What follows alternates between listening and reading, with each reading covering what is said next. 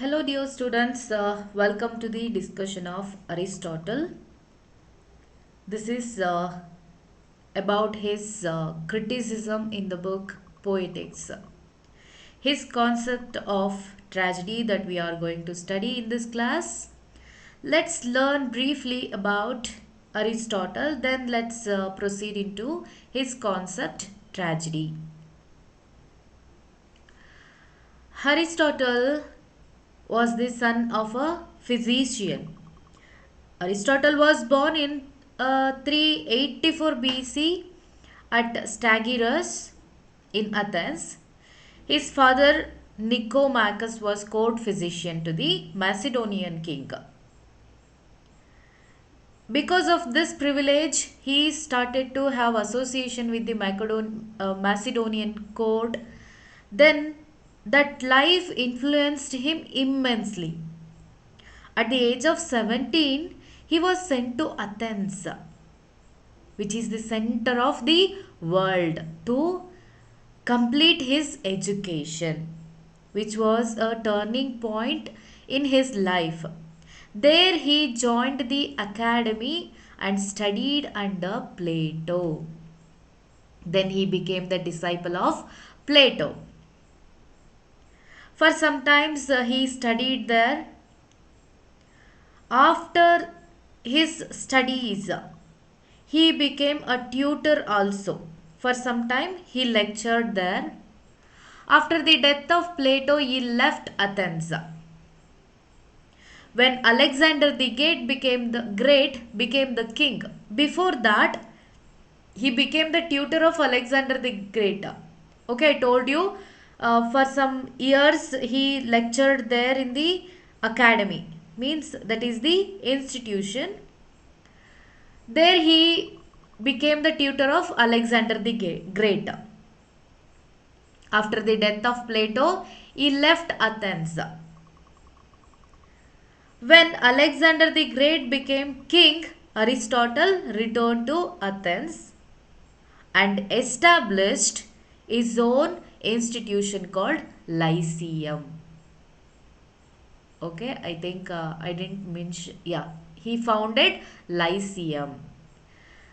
Plato established academy where Aristotle studied, and after that he started his own institution like academy that is called Lyceum.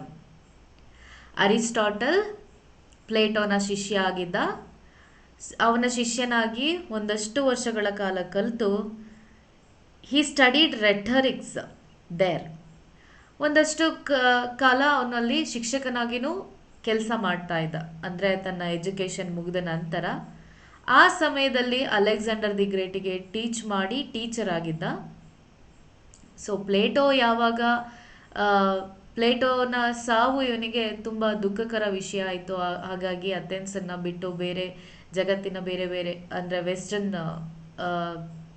ಬೇರೆ ಸ್ಥಳಗಳಿಗೆ ಹೋಗಿ ಹೇಗೋ ಜೀವನ ನಡೆಸ್ತಾ ಇದ್ದ.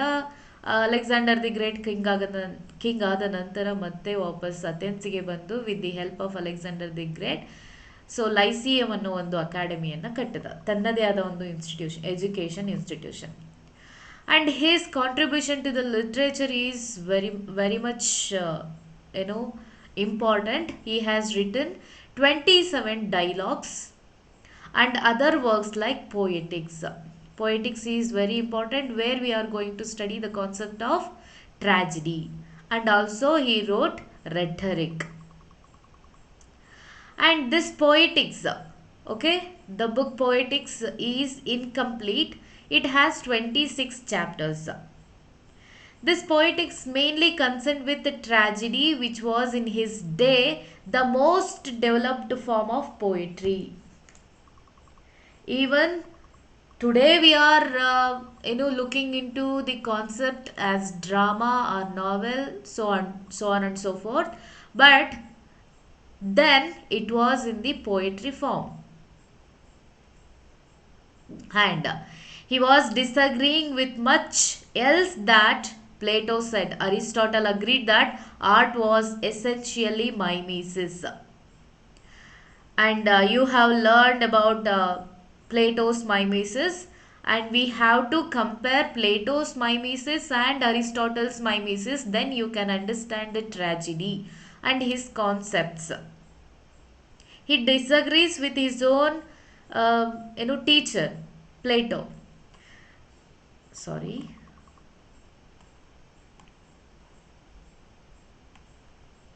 He mentioned good art was neither useless nor dangerous, whereas Plato said poetry is very dangerous, means art is dangerous and it is useless. As we studied in Sydney's defense of poetry, Stephen Gosson attacked poetry like Plato banished all poets from his commonwealth. Means Plato didn't like poets ಅಂತ Stephen ಗಾಸನ್ attack ಮಾಡ್ತಾನೆ. ಅದಕ್ಕೆ Sydney ಹೇಳ್ತಾನೆ Plato ಬ್ಯಾನಿಷ್ ಮಾಡಿದ್ದು ಕೆಟ್ಟ ಪೋಯೆಟ್ಸನ್ನು ಮಾತ್ರ, ಈ himself is a poet ಅಂತ ಡಿಫೆಂಡ್ ಮಾಡ್ಕೋತಾನೆ. So here Aristotle is defending the art or art forms, poetry or other forms, like good art was neither useless nor dangerous. It is not useless, not dangerous also, but rather natural and beneficial. That is how it defends poetry against Plato. Poetics. Aristotle is the first scientific critic. He studies everything through practical perspective. That is why he is a scientific critic. His literary criticism is largely embodied in the Poetics that we are going to see. It contains 26 chapters that we know it is incomplete. Here he talks about poetry. I propose to treat poetry in itself and of its various kinds. Poetry ಹೇಗಿದೆಯೋ ಅದನ್ನು ಹಾಗೆ study ಮಾಡ್ತಾ ಅದರ varieties ಬೇರೆ ಬೇರೆ ರೀತಿಯಾದ ಪೋಯಿಟ್ರಿನೂ ಕೂಡ ಅಲ್ಲಿ ಸ್ಟಡಿ ಮಾಡ್ತಾ ಇದ್ದೀನಿ. He says poetic imitation is not mere mimicry or an act of servile copying, but an act of imaginative recreation whereby the poet, drawing his material from the phenomenal world, makes something new out of it. This is not far from Sydney's defense. Sydney also says the same, right? But Aristotle comes first, Sydney comes later. So we have to look into Aristotle first, then Sydney. Sydney Aristotle ಯಾವ ರೀತಿಯಾಗಿ ಪೋಯಟ್ರಿನ defend ಮಾಡ್ತಿದ್ದಾರೋ ಅದೇ ರೀತಿಯಾಗಿ ತಾನು ಕೂಡ defend ಮಾಡ್ಕೊಳ್ತಾ ಇದ್ದಾನೆ. ಇಲ್ಲಿ poetry ಅನ್ನೋದು ಕೇವಲ ಪ್ರಪಂಚದಲ್ಲಿ ತನಗೆ ಏನೇನು ಕಾಣಿಸ್ತಿದೆಯೋ ಎಲ್ಲವನ್ನ ಮಿಮಿಕ್ ಮಾಡ್ತಾ ಇಲ್ಲ, ಕಾಪಿ ಮಾಡ್ತಾ ಇಲ್ಲ. With its creative activity, the poet is creating using the materials that are available in the world and he creates new out of it. That is what poetry. Poetic imitation is not mere mimicry. So ಅದು ಕೇವಲ copy ಮಾಡ್ತಾ ಇಲ್ಲ ಅಂತ ಯಾರು ಇಲ್ಲಿ Aristotle is defending poetry against Plato's attack in his Poetics. He points out three main major key points here. He says poetry is mimesis. Yes, poetry is imitation. It imitates. How? Poetry is first and foremost a medium of imitation. How? It imitates like this. It takes the material from the phenomenal world and it creates new thing out of it. And he says poetry is mimesis. Mythos or plot. He gave much importance to plot or mythos. So mythos and plot ಎರಡು ಕೂಡ ಒಂದೇ. So here action is involving in plot. Plot is the primary element of tragedy. See, tragedy is in the form of poetry. Poetry is an act of imitation. Okay, poetry is an act of imitation. There we are going to see plot. Plot involves action, and plot is primary element of tragedy. Plot is nothing but arrangements of events. ಯಾವ ಘಟನೆ ಆದ ನಂತರ ಯಾವ ಘಟನೆ ಆಗುತ್ತೆ ಅನ್ನೋದನ್ನ ನಾವು ಏನೋ ಒಂದು ಸೀಕ್ವೆನ್ಸ್ ಅಲ್ಲಿ ಜೋಡಿಸುವಂಥದ್ದನ್ನೇ ಪ್ಲಾಟ್ ಅಂತ ಹೇಳ್ತೀವಿ. ಆ ಪ್ಲಾಟ್ ಅಲ್ಲಿ ಸ್ಟೋರಿ ಬರ್ತಾ ಹೋಗುತ್ತೆ. A child born in 1850. After he educated, then he participated in the freedom fighting. Okay, after that he witnessed independence. Like this, ಒಂದೊಂದು ಕಾಲಘಟ್ಟವನ್ನು ಅರೇಂಜ್ ಮಾಡ್ತಾ ಹೋಗೋದು. ಅದ್ರ ಒಳಗಡೆ ಅವನು ಯಾವ ರೀತಿಯಾಗಿ ಚಿಕ್ಕ ಮಗುವಾಗಿ ಬೆಳೆದ, ಯಾವ ರೀತಿಯಾಗಿ ಬೇರೆ ಬೇರೆ ಹೋರಾಟಗಾರರಿಂದ 1850 ಅಲ್ಲ, ಸಮ್ ಆಫ್ ಓಕೆ 1850ನೇ ತಗೊಳ್ಳೋಣ. ಸೊ ಯಾವ ರೀತಿಯಾಗಿ ಇನ್ಫ್ಲೂಯೆನ್ಸ್ ಆಗ್ತಾನೆ, ಸೊ ಅದರೊಳಗಡೆ ನರೇಟಿವ್ ಸ್ಟೋರಿ ಬರ್ತಾ ಹೋಗುತ್ತೆ. So I hope you understood what is plot. So that is the skeleton of like what is a tragedy. ಒಬ್ಬ ಮನುಷ್ಯನ ದೇಹಕ್ಕೆ ಸ್ಕೆಲಿಟನ್ ಯಾವ ರೀತಿಯಾಗಿ, ಅಸ್ಥಿಪಂಜರ ಯಾವ ರೀತಿಯಾಗಿ ಇಂಪಾರ್ಟೆಂಟ್ ಆಗುತ್ತೋ ಅದೇ ರೀತಿಯಾಗಿ plot is very much important to tragedy. Tragedy serves to arouse pity and fear and thereby effect a catharsis of these emotions. By watching a tragedy, an individual feels that pity, and by looking the dangerous fate, he fears about it. Thereby, he learns something from that character. Thereby affect a catharsis. So these are the main 3 points that we are going to study. So what is imitation according to him? How does he explain this? He finds different kinds of poetry. Different kinds of poetry are all imitative. According to him, poetry is an act of imitation, right? So there are varieties or kinds. See, epic ಇರ್ಬೋದು, tragedy ಇರ್ಬೋದು, comedy ಇರ್ಬೋದು, dithyrambic ಇರ್ಬೋದು, music of flute ಇರ್ಬೋದು, or lyre ಇರ್ಬೋದು. So there are many kinds of poetry, but all are ಇಮಿಟೇಟಿವ್.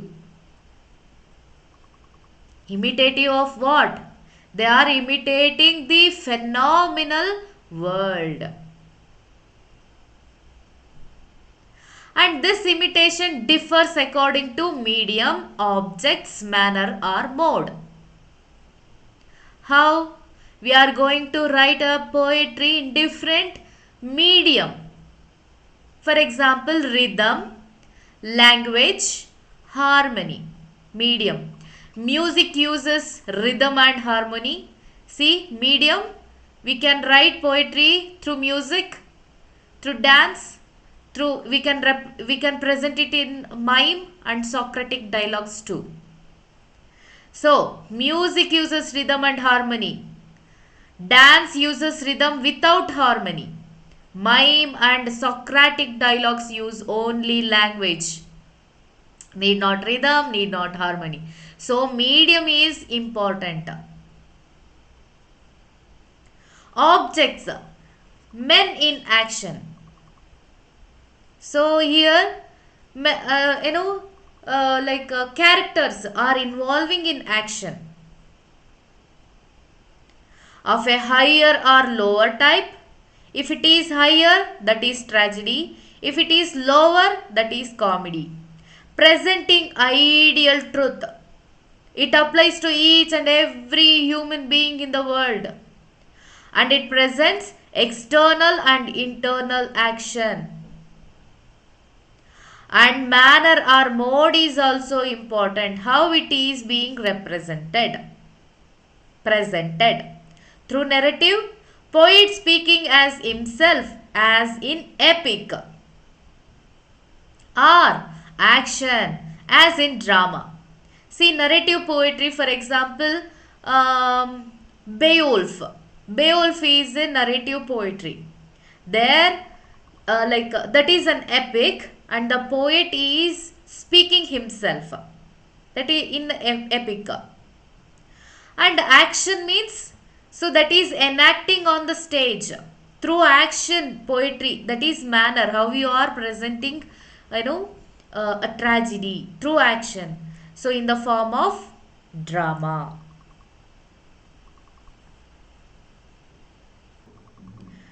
I hope you didn't understand this. Let me explain through our daily life. For example, you are going to buy a furniture. Okay, sofa, dining table, whatever. You are going to buy it. And you are going to like that furniture in different perspective. Or you are going to sell that furniture ಅಂತಲೇ ಇಟ್ಕೊಳ್ಳೋಣ. First one, you are going to analyze the material of that furniture. ಯಾವ ರೀತಿಯಾಗಿ ಮಾಡಿದ್ದಾರೆ, ಯಾವ ವುಡ್ಡಿಂದ ಮಾಡಿದ್ದಾರೆ, is this a teak wood or is this neem wood, is this so other wood, so quality ಹೇಗಿದೆ, ಯಾವ ವುಡ್ಡಿಂದ ಮಾಡಿದ್ದಾರೆ. So material is important. Okay, we are analysing furniture, their material. So that is medium. ಯಾವುದರ ಮೂಲಕ ಆ ಫರ್ನಿಚರನ್ನು ಮಾಡಲಾಗಿದೆ, so that is material. Okay, wood ಅಂತ ಇಟ್ಕೊಳ್ಳೋಣ. And after that we are going to look in to purpose, right? We are going to look in to purpose of that furniture. ಯಾವುದಕ್ಕೋಸ್ಕರ ನಾವು ಅದನ್ನು ಕೊಂಡ್ಕೊಳ್ತಾ ಇದ್ದೀವಿ, purpose is important, right? After that we are going to like that furniture through by analyzing its style, right? So is it in a old style, is it in a modern style, is it does it feel a light, or does it feel in a ordinary furniture? Like you are going to like that through style. So material is important. Wood, so ಯಾವ ವುಡ್ಡಿಂದ ಮಾಡಲಾಗಿದೆ. ಅದೇ ರೀತಿಯಾಗಿ ಒಂದು ಟ್ರಾಜಿಡಿಯನ್ನು ರಿದಮಲ್ಲಿ ಬರೆಯಲಾಗಿದೆಯಾ, language ಬರೀ ಲ್ಯಾಂಗ್ವೇಜನ್ನು ಉಪಯೋಗಿಸಿ ಬರೆಯಲಾಗಿದೆಯಾ, harmony ಇದೆಯಾ. So medium ಯಾವುದನ್ನು use ಮಾಡ್ತಾ ಇದ್ದಾರೆ, ಯಾವ ಮೀಡಿಯಮ್ ಮೂಲಕ, ಮ್ಯೂಸಿಕ್, ಡ್ಯಾನ್ಸ, ಮೈಮ, ಯಾವುದ್ರ ಮೂಲಕ ಅದನ್ನು ಪ್ರೆಸೆಂಟ್ ಮಾಡ್ತಾ ಇದ್ದಾರೆ ಅನ್ನೋದು ಇಂಪಾರ್ಟೆಂಟ್ ಆಗುತ್ತೆ. So imitation differs according to medium. How you are presenting, how you are going to see that poetry form. Musical ಬರಿತಾ ಇದ್ದೀರಾ, ಅಥವಾ ಡ್ಯಾನ್ಸ್ ರೂಪದಲ್ಲಿ ನೀವು ಅದನ್ನು ತೋರಿಸ್ತಾ ಇದ್ದೀರಾ, ಅಥವಾ ಮೈಮ್ ಅಥವಾ ಸಾಕ್ರಾಟಿಕ್ ಡೈಲಾಗ್ಸ್. Dialogues means what? ನಾನೊಂದು ಮಾತಾಡೋದು, ನೀವೊಂದು ಮಾತಾಡೋದು, ಅದಕ್ಕೆ ರಿಪ್ಲೈ ಮಾಡೋದು, ನೀವು ಅದಕ್ಕೆ ರಿಪ್ಲೈ ಮಾಡೋದು. isn't it? So this is medium. Next, objects means men in action. So ಯಾವ ರೀತಿಯಾಗಿ ಇಲ್ಲಿ ತುಂಬ ಹೈಯರ್ ಟ್ರಾಜಿಕ್ ಹೀರೋ ಇರ್ತಾನ, ಅಥವಾ ಲೋವರ್ ಕಾಮಿಕ್ ಹೀರೋ ಇರ್ತಾನ, ಇಲ್ಲಿ ಐಡಲ್ ಟ್ರುತ್ತನ್ನು ಪ್ರೆಸೆಂಟ್ ಮಾಡ್ತಿದ್ದಾರ. Purpose, okay, purpose men in action ಅನ್ನು ತೋರಿಸ್ತಾ ಇರುವಂಥದ್ದು. ಎಕ್ಸ್ಟರ್ನಲ್ ಕ್ವಾಲಿಟೀಸನ್ನ ತೋರಿಸ್ತಾ ಇದ್ದಾರೆ. For example, when you are going to ಒಂದು ಮನೆನ ಹೆಣ್ಣು ನೋಡೋಕೆ ಹೋಗ್ತಿದ್ದಾರೆ ಅಂತ ಇಟ್ಕೊಳ್ಳೋಣ. So for the first time when you are going to meet a boy or a girl, you are going to see external beauty only. After some time you are going to learn internal action, I mean internal beauty, right? Internal actions andre emotions agirbodu, feelings agirbodu. So that is what internal. Here also external means language presentation irbodu, figures of speech irbodu, how you have written that. So that is external. Internal antandre through that effective language, how tragedy successfully bring out those emotions, internal actions.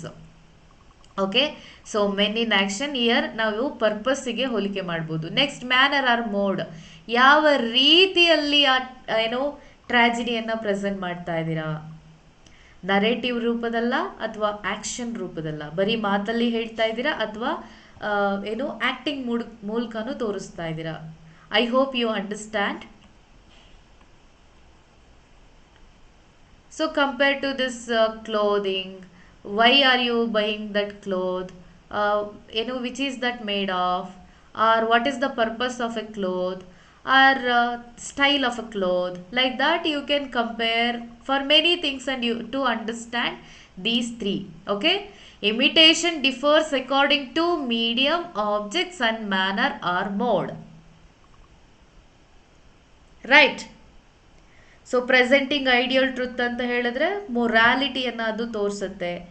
External and internal action ಅಂದರೆ physical and mind ಕೂಡ ತೋರಿಸುತ್ತೆ. Okay, so I hope you understood. So Plato and Aristotle, we have to compare these two. ಗುರು ಶಿಷ್ಯರನ್ನು compare ಮಾಡ್ದಲ್ಲೇ ನಾವು ಟ್ರಾಜಿಡಿಯನ್ನು ಅರ್ಥ ಮಾಡ್ಕೊಳ್ಳೋಕ್ಕಾಗಲ್ಲ, ಅಥವಾ ದೇರ್ ಕಾನ್ಸೆಪ್ಟ್ ಆಫ್ ಪೋಯಿಟ್ರಿ ಆಗಿರ್ಬೋದು, ಕಾನ್ಸೆಪ್ಟ್ ಆಫ್ ಟ್ರಾಜಿಡಿಯನ್ನು ತಿಳ್ಕೊಳ್ಳೋಕ್ಕೆ ಆಗಲ್ಲ. Crucial to Aristotle's defence of art is his. See, he is going to defend his form of art against rejection of Plato's dualism. What is that dualism? Man is not an embodied intellect longing for the spiritual release of death, but rather an animal with, among all the other faculties, the ability to use reason and to create. Here Plato says mind, and he is talking about dualism, about mind and body.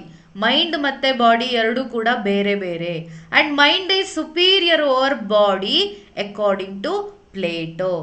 But Aristotle says man is not an embodied intellect longing for the spiritual release of death, but rather an animal with, among all the other faculties, the ability to use reason and to create. He uses all the faculties.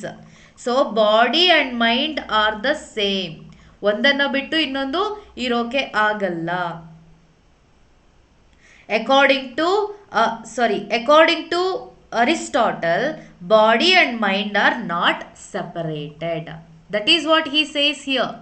Man is not an embodied intellect longing for the spiritual release of death, but rather an animal with, among all the other faculties, the ability to use reason and to create. Body and mind are not separate. Again, he rejects Plato's rationalism. Plato believed reason is important. Reason. So ನಾವು ಯಾವುದೇ ಒಂದು ವಿಷಯವನ್ನು ನೋಡಬೇಕಾದ್ರೆ ಅದನ್ನು like practical ಆಗಿ ಅದನ್ನು like what is a like Longinus ಸಬ್ಲೈಮನ್ನು ಹೇಳಬೇಕಾದ್ರೆ ನಾನು ಎಕ್ಸ್ಪ್ಲೈನ್ ಮಾಡಿದೆ. ಒಂದು ಜಲಪಾತದ ಬಳಿ ನಿಂತು ಅದು ಯಾವ ರೀತಿ ಅದು ಧುಮ್ಮುಕ್ತಾ ಇರುವಂಥ ಸೌಂದರ್ಯವನ್ನು ಸವಿಯುವಂಥದ್ದೇ ಬೇರೆ. ನೀರು ತುಂಬ ಮಳೆಗಾಲದಲ್ಲಿ ನೀರು ಜಾಸ್ತಿ ಇದೆ, ಹಾಗಾಗಿ ಅದರ ರಭಸ ಜಾಸ್ತಿ ಆಗಿದೆ, ತುಂಬ ಎತ್ತರವಾಗಿ ಬೀಳ್ತಾ ಇರೋದ್ರಿಂದ ಅದು ಸೌಂಡ್ ಬರ್ತಾ ಇದೆ. ಸೊ ಈ ರೀತಿಯಾಗಿ ನಾವು ವಿತ್ ರೀಸನ್ ಯೋಚನೆ ಮಾಡಿದ್ರೆ ನಾವು ಆ ಸೌಂದರ್ಯವನ್ನು ಸವಿಯೋಕ್ಕೆ ಆಗಲ್ಲ. ಹಾಗಾಗಿ he reject that reason. Aristotle rejects the reason that believed by Plato. The body senses are negated, but Aristotle says we must study humans as we would study other animals to discover what is their nature. ಅವರ ಗುಣಗಳನ್ನು ಅರ್ಥ ಮಾಡ್ಕೊಳ್ಳೋಕೆ ನಾವು study ಮಾಡಬೇಕಾಗತ್ತೆ. We must study humans as we would study other animals to discover what is their nature. Look among the species. See who are the thriving and successful, and in what activities do they engage. For Aristotle, this is how to determine what is and is not appropriate for a human and human societies. Look among the species. Among other species, human being is thriving and successful, and he is creating something new and he is enjoying that and also presenting. For Aristotle, this is how to determine what is not appropriate for a human and human societies. Aristotle is empiricist, whereas Plato is rationalist. Through practicality, Aristotle looks into the world. Through reason, Plato is looking through the world. Aristotle reject what is mimesis according to Plato, and he says uh, poetry itself is an act of mimesis or imitation. So here Plato says mimesis is nothing but mirroring nature, means it is just copying things. Aristotle rejects that idea. He says the poet is going to imitate, yes, but he is imitating the materials from the phenomenal world and he is creating something new out of it. That is what Aristotle emphasizes. Next, Aristotle is defending the poetry or art forms further. He says art is not useless against Plato's idea. Plato says art is useless. Aristotle says it is natural. It is natural for human beings to imitate. He is in this world and he is enjoying that beauty. It is natural. Any human society which is healthy will be a society where there is imitative art.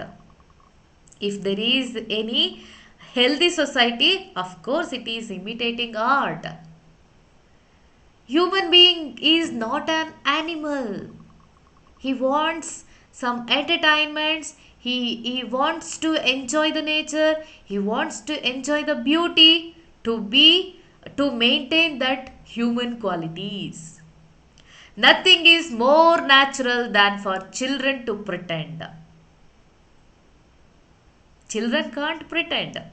So children are innocent and they are natural. Nothing is more natural than for children to pretend. Art production and training is a necessary. Yes, of course. And it is part of any education since it uses and encourages the imaginative manipulation of ideas. Nothing is more natural than for human beings to create using their imagination. He says, Aristotle says, imagination is important in education. Since art is imitation, it is an imaginative use of concepts. Okay, there is a tree. By looking at that tree, you will imagine the whole world is there in that tree.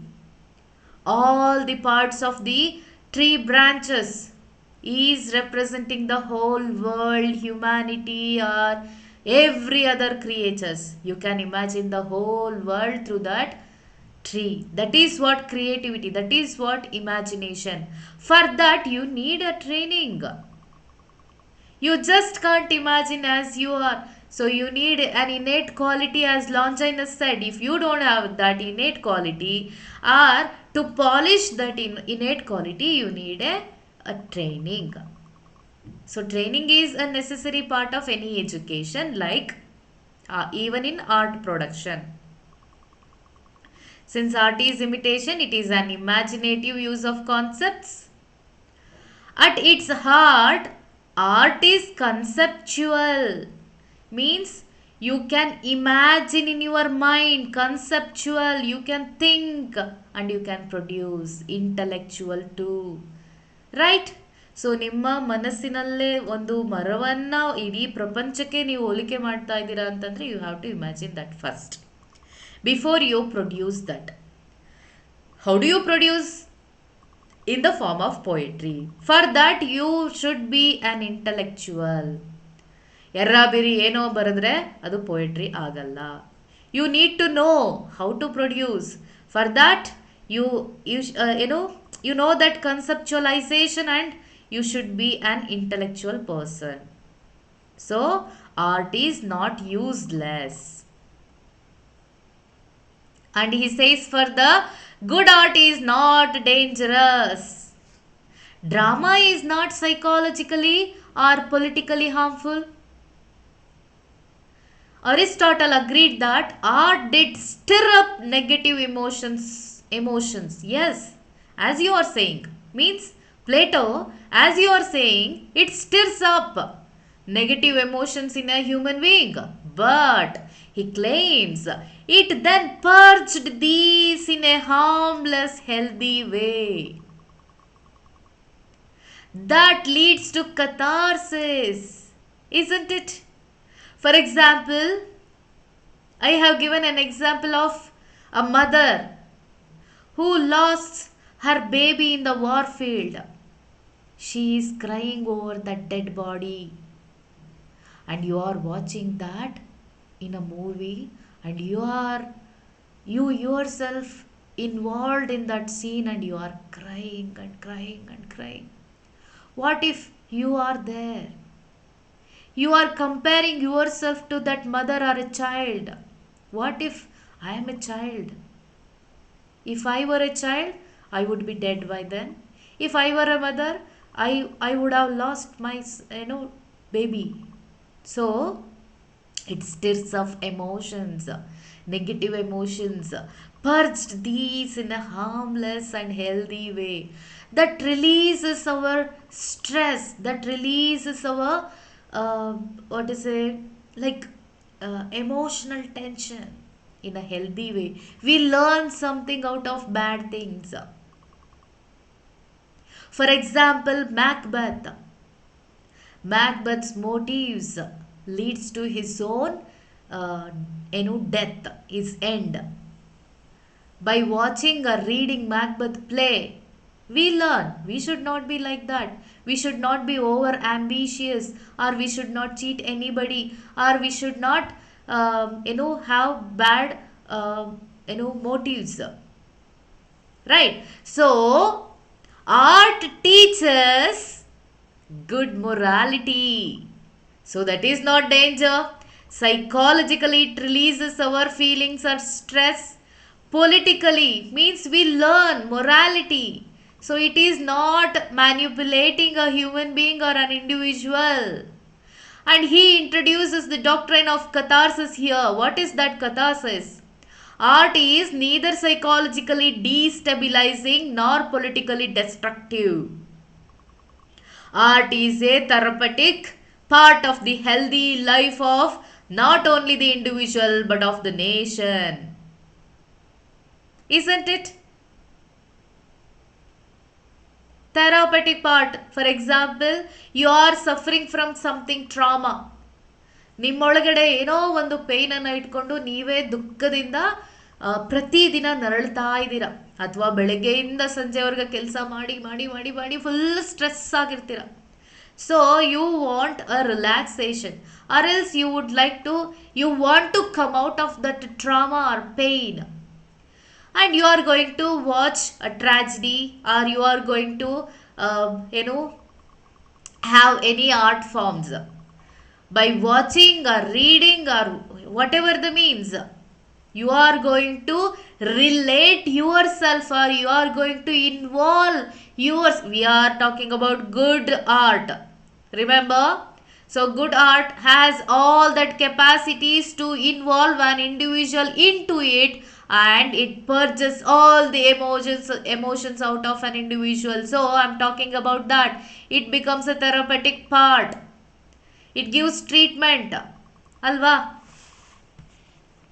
For example, ನಾನೊಬ್ಬ ಕಳ್ಳ ಆಗಿರ್ತೀನಿ ಅಂತ ಇಟ್ಕೊಳ್ಳಿ. ಕಳ್ಳ ಆದರೆ ಯಾವ ರೀತಿಯಾಗಿ ನನ್ನ ಭವಿಷ್ಯ ಮುಂದೆ ಏನೆಲ್ಲ ಕಷ್ಟಗಳನ್ನು ಫೇಸ್ ಮಾಡಬೇಕಾಗತ್ತೆ.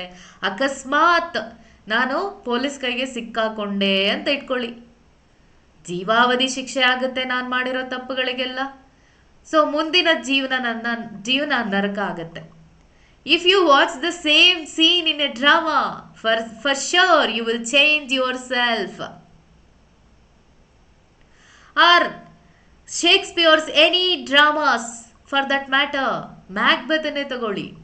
ಸೊ ಈಗಷ್ಟೇ ಎಕ್ಸಾಂಪಲ್ ಕೊಟ್ಟೆ. So it changes the nation as well as a whole. Society changes, society learns morality from drama or art forms, so it is not dangerous. Now he says mimesis is not just imitation, it is not just mirroring or copying things.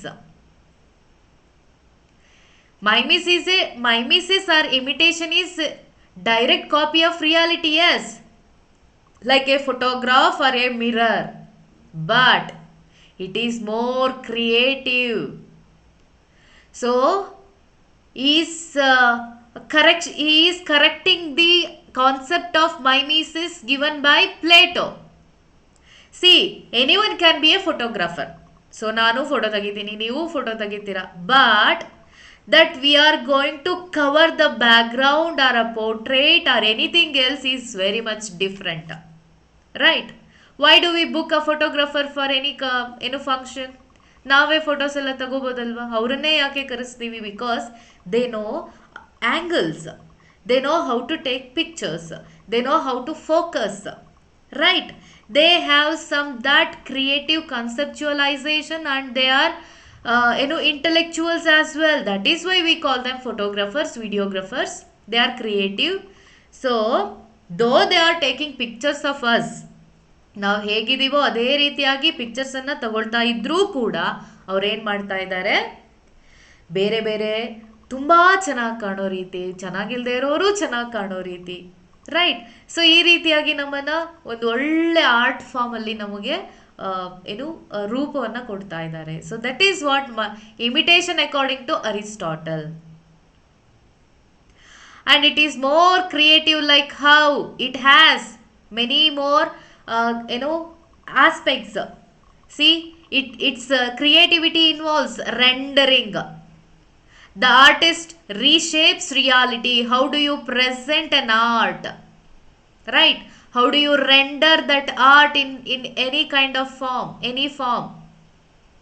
And the way you depicting, showing reality in a way that conveys atmosphere or meaning. For example, if I am going to narrate a story of Macbeth, ಒಂದೂರಲ್ಲಿ ಒಬ್ಬ ರಾಜ ಇದ್ದಂತೆ, ಅವನು ಯಾವಾಗಲೂ ಕೂಡ ಯುದ್ಧಗಳಲ್ಲಿ ಗೆಲ್ತಾ ಇದ್ದಂತೆ. ರಾಜ ಅಲ್ಲ, ಸೇನಾಧಿಪತಿ ರಾಜನ ಸ್ಥಾನವನ್ನೇ ತಾನು ಬೇಕು ಅಂತ ಬಯಸಿ ಅವನೇನು ಮಾಡ್ದ, ರಾಜನ ಊಟಕ್ಕೆ ಕರೆದು ಅವನನ್ನು ಸಾಯಿಸಿ ಸಾವಿನ ಪ್ರತಿಫಲವನ್ನು ಅವನ ಮಕ್ಕಳಿಗೆ ಕಟ್ಟಿ ಅವನೇನು ಮಾಡ್ತಾನೆ, ರಾಜ ಆಗ್ತಾನಂತೆ. ಕೊನೆಗೆ ತನ್ನ ಅಂತ್ಯವನ್ನು ತಾನೇ ಕಂಡುಕೊಳ್ತಾನಂತೆ. ನಾನು ಈ ರೀತಿಯಾಗಿ ಮಂಡೇನಾಗಿ ಏನೋ ಹೇಳಬೇಕಲ್ಲ ಅಂತ ಹೇಳ್ತಾ ಒಂದು ಸ್ಟೋರಿ ಹೇಳ್ತಾ ಹೋದರೆ, do you like it? No, right, you don't like. So it should be like ornamentalized. It should be depict in such a way that audience should like it, like Shakespeare did. So that is what depicting.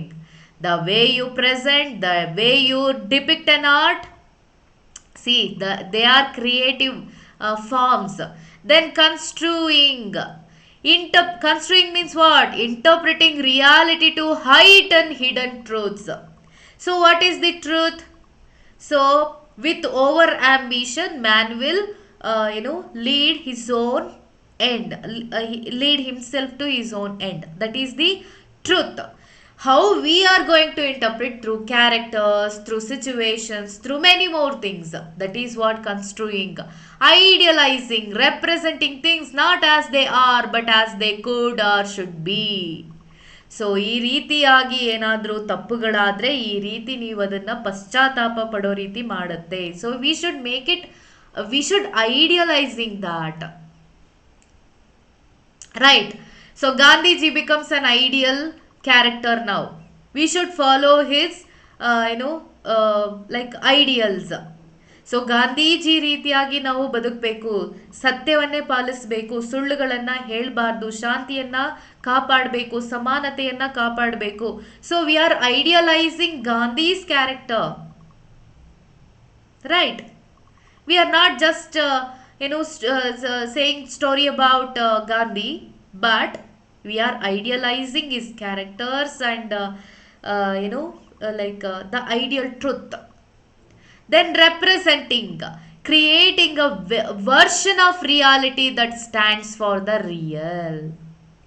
So reality ಹೇಗಿರುತ್ತೋ, for example Sindoor, operation Sindoor. Okay, so mission Sindoor, operation Sindoor ಅಂತಾನೆ ಇಟ್ಕೊಳ್ಳೋಣ. ಈಗ ಯುದ್ಧ ಹೇಗೆ ನಡೀತೋ ಅದನ್ನ ಅದೇ ರೀತಿಯಾಗಿ ನಿಮಗೆ ತೋರಿಸಿದ್ರೆ it is quite it doesn't impress anyone, right? If I am going to give a characters to that, there is a hero, there is a heroine. For example, Pahalgam attack, I asked you to watch a song that is made up on this story, right? So ಅದೇ ಅಲ್ಲಿದ್ದಂತಹ ರಿಯಾಲಿಟಿಯನ್ನು imitate ಮಾಡ್ತಾ with creativity ನಾವು ಅದನ್ನು present ಮಾಡ್ತಿರೋದ್ರಿಂದ it is that art form is bringing out all the emotions out of individuals, right? And it is also giving morality to the society as a whole. Terrorism is not good for any society, any human being, any humanity, right? So that is what it imitation. It is more creative with through these points. Okay, I hope you understood this. Next, Aristotle's mimesis, all these points I have given it in short. Poetry is mimesis. Poetry is an act of imitation. Both are correct. There is natural pleasure in mimesis. Means it gives entertainment as well as it teaches. Mimesis is imitation of what is past or present. ಏನು ನಡೆದೋಗಿದೆಯೋ ಅಥವಾ ನಡೀತಾ ಇದೆಯೋ ಅದನ್ನು imitate ಮಾಡುತ್ತೆ. But it is presenting through creativity. What is commonly believed and what is ideal for the society. That is what an art is imitating. Poetry is not twice removed from reality. So Plato said poetry is twice removed from reality. Against that, Aristotle says poetry is not twice removed from reality, but it is closer to reality, illustrated by comparison between poetry and history. So he illustrates these points through comparing poetry and history. How? ಯಾವ ರೀತಿಯಾಗಿ poetry is not twice removed from reality ಅನ್ನೋದನ್ನ ಅವರು ಈ ರೀತಿಯಾಗಿ ಹೇಳ್ತಾ ಹೋಗ್ತಾರೆ. I think that is in the next slide. Sorry, one second.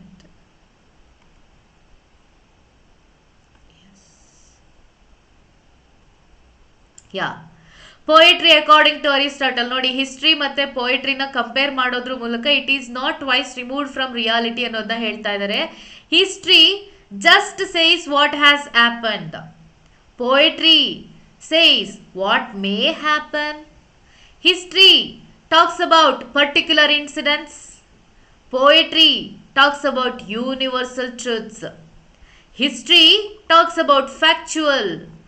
Poetry talks about philosophical ideas. So, pleasure is the primary aim of poetry through these, by achieving these. Poetry does arouse pity and fear, but this amounts to catharsis. Means we are going to learn from that.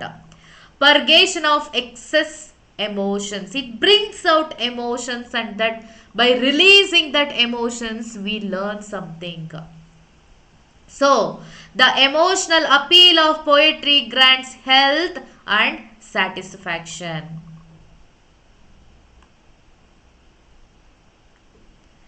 See, Plato versus Aristotle. Plato says, art is potentially dangerous for several reasons. ಯಾವ ರೀಸನ್ಸ್ಗಳಿಗೆ ಅವರು dangerous ಅಂತ ಹೇಳ್ತಾರೆ ನೋಡಿ. It is essentially deceptive. ಮೋಸ ಮಾಡುತ್ತೆ, ಸುಳ್ಳು ಹೇಳುತ್ತೆ ಅಂತ ಪ್ಲೇಟೋ ಹೇಳ್ತಾರೆ. Mainly concern with sensual pleasure, psychologically destabilizing. Art leads to immorality. Art was politically dangerous. So ನಾವಿದೆಲ್ಲದರ ವಿರುದ್ಧವಾಗಿ ಅರಿಸ್ಟಾಟಲ್ ಹೇಳೋದ್ರ ಮೂಲಕ ಡಿಫೆಂಡ್ ಯಾವ ರೀತಿ ಮಾಡ್ತಾರೆ ಅಂತ ನೋಡಿದೀವಿ. Art is not potentially dangerous for several reasons. She is defending art forms. It is essentially truthful, concerned with sensual pleasure, and that's good. Yes, as a humankind, we need sensual pleasures. We need to enjoy that. We are not animals anymore. Psychologically healthy, of course, by bring out all those emotions. By releasing all those emotions, we feel relaxed or we are going to learn something. Leads to moral knowledge. Art was politically necessary and healthy. So this is Aristotle's defense. Now, by learning all these, you will understand what is tragedy according to Aristotle. Poetry is imitation. See, poetry is nothing but tragedy. Tragedy is nothing but poetry. You have to learn like that. Okay? Through poetry, tragedy is presenting, and we are going to study that concept of tragedy here. Poetry for Aristotle is mimesis, through creative imitation of life. Okay? It imitates human actions, which can be either noble actions of good men and mean actions of bad men. Aristotle ಅವರ ಪ್ರಕಾರ poetry ಅಂದರೆ ಏನು? Imitation. Okay, ಇಮಿಟೇಷನನ್ನು ಯಾವುದ್ರ ಮೂಲಕ ಮಾಡುತ್ತೆ? Creative art ಮೂಲಕ ಲೈಫನ್ನು imitate ಮಾಡುತ್ತೆ. It imitates human actions. It imitates nothing but human actions. For example, every day we are watching serials. Kannada serials ಇದ್ದರೆ ಕನ್ನಡ ಸೀರಿಯಲ್ಸ್, ಹಿಂದಿ ಸೀರಿಯಲ್ಸ್ ಇದ್ದರೆ ಹಿಂದಿ ಸೀರಿಯಲ್ಸ್, ಯಾವುದು ನೀವು ನೋಡ್ತೀರೋ ಅದನ್ನು ನೋಡಿ. ಸೊ ದಿನ ಬೆಳಗಾದರೆ ನಾವು ಯಾವ ರೀತಿಯಾಗಿ ಸಮಾಜದಲ್ಲಿ ಬೇರೆ ಬೇರೆ ರೀತಿಯಾದಂತಹ ಹ್ಯೂಮನ್ ಕ್ಯಾರೆಕ್ಟರ್ಸ್ಗಳನ್ನು ನೋಡ್ತಿರ್ತೀವೋ ಅದನ್ನೇ ನಮಗೆ ಧಾರಾವಾಹಿಗಳ ಮೂಲಕವೋ ಅಥವಾ ಒಂದಷ್ಟು ಮೂವಿಗಳ ಮೂಲಕವೋ ಅಥವಾ ಒಂದಷ್ಟು ಬರವಣಿಗೆಗಳ ಮೂಲಕವೋ ನೋಡ್ತಾ ಇರ್ತೀವಿ ಅಲ್ವಾ. ಒಂದು ಅತ್ತೆ ಕ್ಯಾರೆಕ್ಟರ್ ಇರುತ್ತೆ, ಒಂದು ಸೊಸೆ ಕ್ಯಾರೆಕ್ಟರ್ ಇರುತ್ತೆ, ಒಂದು ಗಂಡನ ಕ್ಯಾರೆಕ್ಟರ್ ಇರುತ್ತೆ, ಒಂದು ಮಗು ಕ್ಯಾರೆಕ್ಟರ್ ಇರುತ್ತೆ. ಇಸ್ಂಟ್ ಇಟ್ ದಟ್ ಧಾರಾವಾಹಿನ ನೋಡ್ತಾ ನೋಡ್ತಾ ನೋಡ್ತಾ ನಿಮ್ಮನ್ನು ನೀವೇ ಇನ್ವಾಲ್ವ್ ಮಾಡ್ಕೊಬಿಡ್ತೀರಾ. ಅದರಲ್ಲೂ ಸೊಸೆ ಆಗಿದ್ರಂತೂ ಇನ್ನೂ ಎಫೆಕ್ಟಿವ್ ಆಗಿ ಇರುತ್ತೆ ಅಲ್ವಾ. ಸೊ ಪೋಯಟ್ರಿ ಅಂದರೆ any art form is just imitating human actions. ನಾವೇನು ಸಮಾಜದಲ್ಲಿ ಹೇಗೆ ಬದುಕ್ತಾ ಇದ್ದೀವೋ ಅವುಗಳನ್ನೇ ಇಮಿಟೇಟ್ ಮಾಡ್ತಾ ಏನು ಮಾಡೋದು? ಒಂದು ಕಲೆ ನಿರೂಪಣೆ ಆಗೋದು. Which can be so human actions ಒಂದು noble actions of good men ಕೂಡ ಆಗಿರುತ್ತೆ, ಇನ್ನೊಂದು mean actions of bad men ಕೂಡ ಆಗಿರುತ್ತೆ ಅಲ್ವಾ. ಒಳ್ಳೆ ವ್ಯಕ್ತಿಗಳ ಗುಣಗಳು ಅಥವಾ ಅವರ ಜೀವನವನ್ನು ಕೂಡ ನಾವು ನೋಡ್ತಾ ಹೋಗ್ತೀವಿ. ಕೆಟ್ಟ ವ್ಯಕ್ತಿಗಳು ಅಥವಾ ಸಿಂಪಲ್ ಕ್ಯಾರೆಕ್ಟರ್ಸ್ಗಳನ್ನ ಕೂಡ ನೋಡ್ತಾ ಹೋಗ್ತೀವಿ. ಇಲ್ಲಿ noble actions of good men is superior characters, mean actions of bad men is inferior characters. So noble actions is presenting through tragedy. Okay, so ಇದನ್ನ ಟ್ರಾಜಿಡಿ ಮೂಲಕ ತೋರಿಸಲಾಗುತ್ತೆ. And mean actions of bad men through comedy. Okay, but both are representing in tragedy also. Okay, so what is tragedy according to Aristotle? Tragedy is an imitation of an action. That is, see, highlighted words are important, please note down.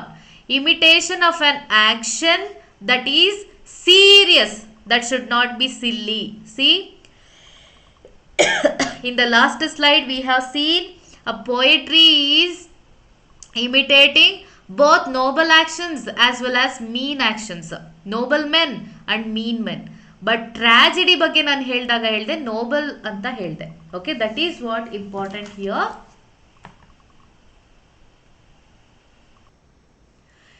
It should imitate the serious action. It shouldn't imitate any silly action. Silly means it is a comedy. Serious means tragedy. It should be complete and of a certain magnitude in language, embellished with each kind of artistic ornament. The several kinds being found in separate parts of the play in the form of action, not of narrative. Through pity and fear, effective the proper purgation of these emotions. So, there must be imitation of an action of humankind, human being. That is serious. Serious means tragedy. It must be complete.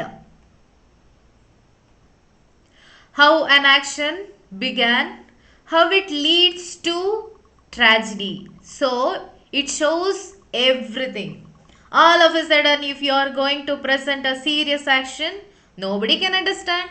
So, it must be complete. There should be a begin, there should be a middle, there should be an end. That is what complete. It makes a sense and of a certain magnitude. In language embellished with each kind of artistic ornament. All kinds of, for example, if you are going to make over a bride only with ornaments, not of any flowers, bangles or any kind of bindi, it shouldn't make sense. That doesn't make complete. So a bride who has all kind of ornaments will be complete. She looks very beautiful, gorgeous. So language, figures of speech, metaphor, like that, many kinds. So language embellished with each kind of artistic ornament. Thus several kinds being found in separate parts of the play. If you are going to present a bride, are you going to wear every kind of ornaments only as neck piece or only as long piece or only as bangles, or like ಎಲ್ಲವನ್ನ ತೆಗೆದು ಗುಡ್ಡೆ ಹಾಕ್ದಂಗೆ ಹಾಕಿದ್ರೆ ಚೆನ್ನಾಗಿ ಕಾಣಿಸುತ್ತಾ? No. Bangles ಎಲ್ಲಿರಬೇಕು bangles ಅಲ್ಲಿರಬೇಕು, necklace ಎಲ್ಲಿರಬೇಕು ಅಲ್ಲೇ ಇರಬೇಕು, ಬಿಂದಿ ಎಲ್ಲಿಡಬೇಕು ಅಲ್ಲೇ ಇಡಬೇಕು. So several kinds being found in separate parts of the play. As well as in the play, you are going to show that embellished language in different situations according to its necessary. It makes serious tragedy in the form of action, not of narrative. Narrative is stick to epic form. We are not going to study about epic here, but Aristotle is promoting tragedy, which is presenting through action. Action on the, it is enacting, being enacted on the stage. Through pity and fear, affecting the proper purgation of these emotions. There is a catharsis. It brings out all the emotions out of an individual. Pity, empathizing a character, comparing myself to a character on the screen or on the stage, and that character teaches morality. So we are going to have a fear of fate. ನಾನು ತಪ್ಪು ಮಾಡಿದ್ರೆ ನನಗೆ ಶಿಕ್ಷೆ ಆಗೇ ಆಗುತ್ತೆ. Hamlet kills Desdemona without giving a second thought of her love. So he regrets. So ಯಾವುದನ್ನೇ ಆಗಲಿ, ಶಿಕ್ಷೆ ಕೊಡೋಕ್ಕಾಗಲಿ, ಕೋಪ ಮಾಡ್ಕೊಳ್ಳೋಕ್ಕಾಗಲಿ, ಯಾವುದೇ ಆಗಲಿ, ಪನಿಷ್ಮೆಂಟ್ ಕೊಡೋದಾಗಲಿ, ಸೊ ತಪ್ಪು ಮಾಡಿದಾರ ಅನ್ನೋದನ್ನು ಎರಡನೇ ಸಲ ಯೋಚನೆ ಮಾಡಿ ಅಳೆದು ತೂಗಿ ನಂತರ ಒಂದು ಡಿಸಿಷನ್ ಬರಬೇಕು. ಇಲ್ಲ ಅಂತಂದರೆ ಕೋಪದಲ್ಲಿ ಮೂಗು ಕುಯ್ಕೊಂಡಂಗೆ ಆಗುತ್ತೆ. ಅದೇ ರೀತಿ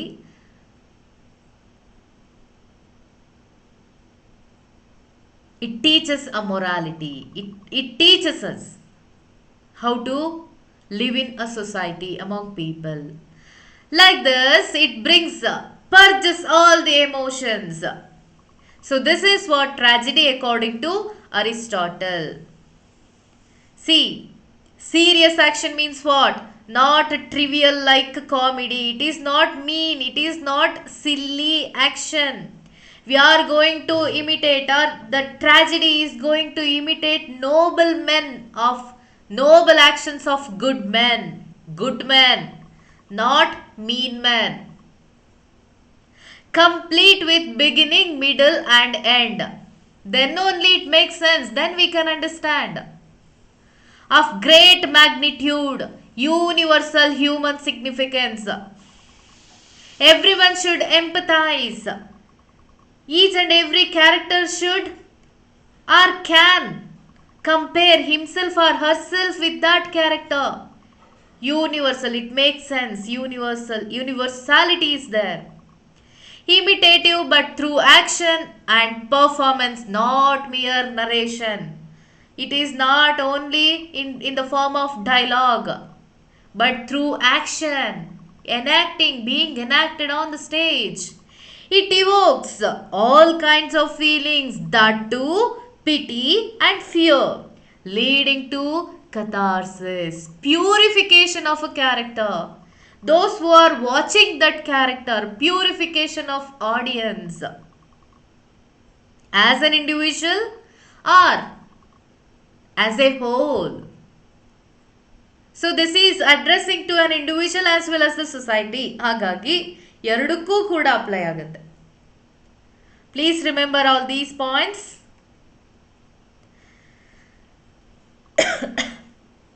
So this concept of tragedy constituent of elements with 6 elements. Which are those? This tragedy has 6 elements which are important. Plot is important here. Plot or mythos. Character or ethos. Thought, dianoia. Diction, lexis. Song, melos. Spectacle, opsis. So a tragedy must has all these parts in it. Okay? So ಇದ್ರಲ್ಲಿ ಯಾವುದಾದ್ರೂ ಒಂದಿಲ್ಲ ಅಂತ ಹೇಳಿದ್ರು ಕೂಡ it doesn't make complete sense. It doesn't make complete tragedy. So what is this plot or mythos? Plot. It is the arrangement of incidents. As I explained already, plot is important. It is an essential part of a tragedy. Character. Of course, if you are going to enact an incident, there must be characters, right? So it is also called as ethos. Moral qualities revealed in action through these characters. Thought, dianoia. Intellectual element. Themes and reasoning. Everything must be included in it. Diction. Of course, language is very much important. Expression through dialogue and language, as well as the action. Only you are going to present a mime. ನೀವೇನೋ ಮಾತಾಡದೆ ಸುಮ್ಮನೆ ಏನೋ ಒಂದು mime ಆಗಿ enact ಮಾಡ್ತಾ ಇದ್ರೆ it doesn't make an effective consequence, right? So diction is very important. Song. So it is what is it? It is like an ornament of a tragedy. Song, it must include in it musical and choral elements. So in a serious situation, you will see tuck, tuck, tuck, tuck, tuck, tuck, right? So in a when an action is going to peak, you will feel that music, that intense music will involve yourself into that character. So song is important. Spectacle, visual elements of performance. So overall this is important. Spectacle, right? So we can't eliminate any one part of here, any one of the parts here. Spectacle, visualization, presentation is important. How the characters are enacting a scene on the stage is important. A character is going to kill somebody else. We are going to feel that ಹೇ ಹೇ ಹೇ ಹೇ ಹೇ, ಬೇಗ ಬೇಗ ಬೇಗ escape ಆಗು, ಬೇಗ ಬೇಗ ಬೇಗ escape ಆಗು, ಅಯ್ಯೋ ಕಳ್ಳ ಬರ್ತಾ ಇದ್ದಾನೆ, ಹೋಗು ಹೋಗು ಬೇಗ ಬೇಗ ಬೇಗ. C, V feel it. If a villain is going to kill a heroine or going to harm her, so we feel that ಅಯ್ಯೋ ಇನ್ನು ಸ್ವಲ್ಪ ಹೊತ್ತಾದರೆ ಅವಳು ಎಸ್ಕೇಪ್ ಆಗಿಬಿಡ್ತಾಳೆ, ಅಯ್ಯೋ ಬೇಗ ಬೇಗ ಬೇಗ ಬೇಗ. So we feel it. Spectacle is important. So according to Aristotle, a tragedy must includes all these 6 elements. And he give more emphasis on plot, and he is going to explain that also. Plot is the soul of tragedy. He says plot is the soul of tragedy. Like I said, it is a skeleton of a human body. Sorry, I compared it to a skeleton of human body. So ಯಾವ ರೀತಿಯಾಗಿ human ಬಾಡಿಗೆ ಸ್ಕೆಲಿಟನ್ಗೆ ಮಾಂಸಖಂಡಗಳು ಎಲ್ಲ organs ಸೇರಿಸಿ human body ಆಗುತ್ತೋ, ಅದೇ ರೀತಿಯಾಗಿ ಒಂದು plot ಸ್ಟ್ರಕ್ಚರಿಗೆ ಆ ಸ್ಟೋರಿ, ಮ್ಯೂಸಿಕ್, ಸಾಂಗು, ಸ್ಪೆಕ್ಟಕಲ್ ಎಲ್ಲವೂ ಸೇರಿ ಏನಾಗುತ್ತೆ, ಒಂದು ಟ್ರಾಜಿಡಿ ಆಗುತ್ತೆ. Plot must be logically connected like A living organism. So for example, I have an I. So they are placed on the face. In between I have a nose. Ears are kept inside ways, right? So ಕಿವಿ ಏನಾದರೂ ಮುಖದ ಮೇಲಿದ್ದು, ಕಣ್ಣೇನಾದರೂ ಸೈಡಲ್ಲಿ ಇದ್ದರೆ ನಾವು ಅದನ್ನು ನೋಡೋಕ್ಕಾಗ್ತಾ ಇತ್ತಾ? So that is A logical combination. ಕಣ್ಣುಗಳು ಮುಖದ ಮೇಲೇ ಇದೆ, ಕಿವಿಗಳು ಸೈಡಲ್ಲೇ ಇದೆ, ಮೆದುಳು ತಲೆ ಒಳಗಡೆ ಇದೆ, ಕೈಗಳು 2, we can move our hands, right? So like a living organism, even plot must be logically connected. We should understand logically, consequence of any incidents. So it must be logically connected. Episodic plots, and he presents 2 types of plots, that is episodic plot and another one is best plot. Episodic plots means incidents loosely strung together are the worst. He doesn't like episodic plots, but he likes best plots, which is showing a basically good man, not perfect, who suffers due to hamartia or error of judgment, like Macbeth. See, Macbeth, of course, a good man. In the beginning he was a good man. He was very much honest to his king. When he received a letter from his wife, he comes to a decision of confiscate the throne. So that idea comes to in his mind, error of judgment. So sorry, he is basically a good man. Of course not perfect, because human folly is there. He falls for any false ideas, or he had that over ambition. Not perfect. Who suffers due to hamartia? Hamartia means error of judgment. And he shows this plot. Aristotle shows this plot through Freytag's pyramid. How it begins, how it goes to peak, how it comes to an end. So that is Freytag's pyramid shows. Please read these points.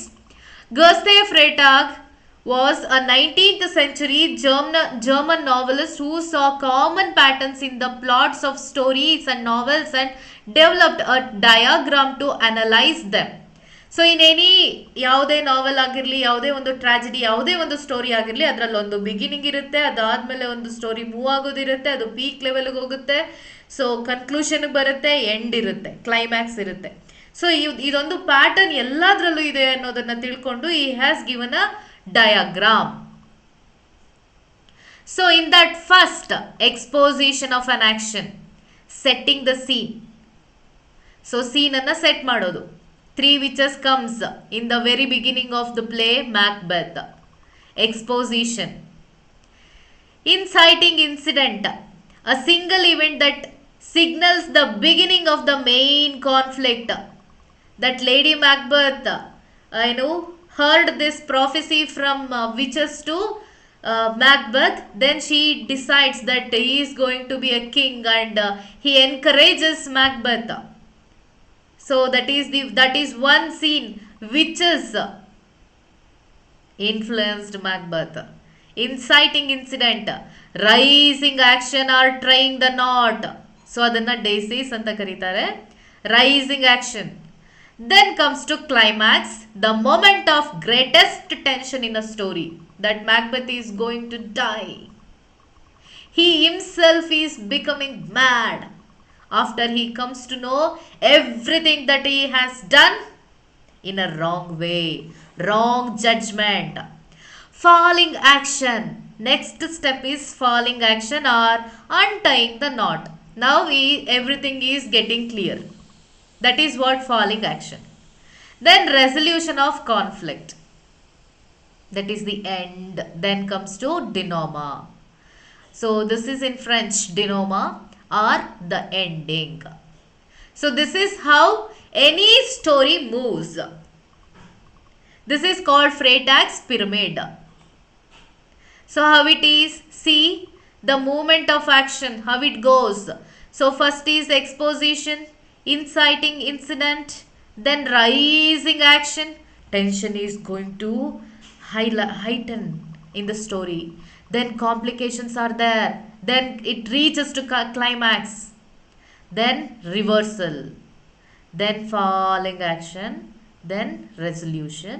Then denouement. Then the story ends. It may be tragic end. It may be happy ending. So these these days we are having happy endings, but there must be, for example, for the first time in modern times in Kannada movies, we see Mungaru Male as a what is it, tragic ending.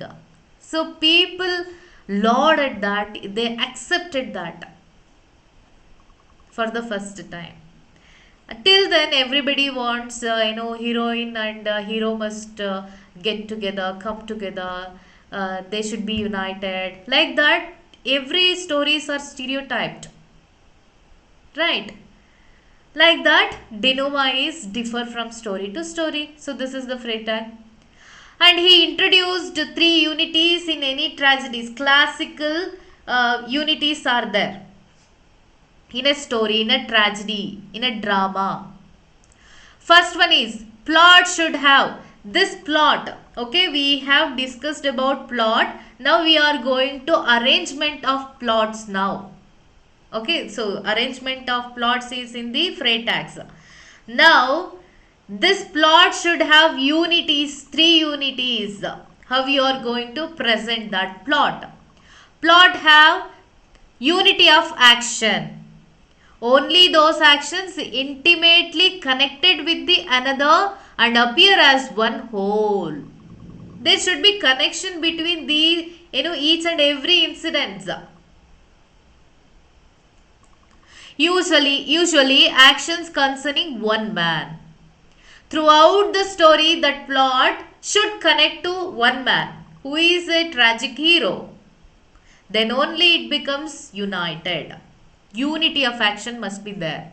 That is, a play should have one main action that it follows with no or few subplots. So Aristotle doesn't entertain subplots at all. In modern times we have subplots. So main ಆಗಿ ಒಂದು hero heroine story ಇದ್ದರೆ ಅದೇ ರೀತಿಯಾಗಿ ಸಬ್ಪ್ಲಾಟಲ್ಲಿ ಬೇರೆ ಅವು friend ಇರ್ಬೋದು ಅಥವಾ hero friend ಇರ್ಬೋದು, ಅವರಿಬ್ರದ್ದು ಒಂದು ಲವ್ ಸ್ಟೋರಿ ಇನ್ನೊಂದು ಸಬ್ಪ್ಲಾಟಲ್ಲಿ ನಡೀತಾ ಇರುತ್ತೆ. So Aristotle doesn't like that. He follows unity of action. There must be only one action and everything follows that action. That is what unity of action. Unity of time is mentioned casually only once. So he prefers unity of action. He talks about unity of action. But ಎಲ್ಲೋ ಒಂದು ಕಡೆ unity of time ಅನ್ನು ಅವರು mention ಮಾಡಿದ್ದಾರೆ. Conformity between time taken by the actual events of the play and the time taken for their representation on stage. Usually a single revolution of the sun, ಬೆಳಿಗ್ಗೆಯಿಂದ ರಾತ್ರಿ ಆಗೋದ್ರೊಳಗಡೆ ಆ 24 ಅವರ್ಸಲ್ಲಿ ಆ ಪ್ಲೇನ represent ಮಾಡಬೇಕು. So ಬೆಳಗ್ಗೆ ಏನು ಘಟನೆಗಳಾಗುತ್ತೆ, ಮಧ್ಯಾಹ್ನ ಏನು ಘಟನೆಗಳಾಗುತ್ತೆ, ಸಂಜೆ ಏನಾಗುತ್ತೆ, ರಾತ್ರಿ ವೇಳೆ ಏನಾಗುತ್ತೆ, ಈ ರೀತಿ. So according to the story we have to match with the resolution of a day. As against epic action. Epic action is going on and on and on, which has no time limit. A play should represent an action that takes approximately the same amount of time as the play. Years should not pass during the hours a play takes. Unity of place must be there, but it doesn't give much emphasis on this. An addition of Renaissance critics. So this is added later. Conformity between the scenes of the tragic events shouldn't shift from one place to another place suddenly like that. A play should cover a single physical space and should not attempt to compress geography, nor should the stage represent more than one place. It makes audience confused.